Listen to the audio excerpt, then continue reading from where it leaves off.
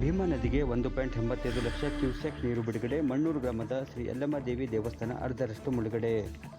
ಮಹಾರಾಷ್ಟ್ರದ ಉಜ್ಜಿನಿ ಜಲಾಶಯದಿಂದ ಸೊನ್ನ ಬ್ಯಾರೇಜ್ಗೆ ನಿರಂತರವಾಗಿ ನೀರು ಬಿಡಲಾಗುತ್ತಿದ್ದು, ಇತ್ತ ಸೊನ್ನ ಬ್ಯಾರೇಜ್ನಿಂದ ಭೀಮಾ ನದಿಗೆ 1.85 ಲಕ್ಷ ಕ್ಯೂಸೆಕ್ ನೀರು ಬಿಡುಗಡೆ ಮಾಡಿದ ಪರಿಣಾಮ ಅಫಜಲ್ಪುರ ತಾಲೂಕಿನ ಮಣ್ಣೂರು ಗ್ರಾಮದ ಶ್ರೀ ಯಲ್ಲಮ್ಮ ದೇವಿ ದೇವಸ್ಥಾನ ಅರ್ಧರಷ್ಟು ಮುಳುಗಡೆಯಾಗಿದೆ.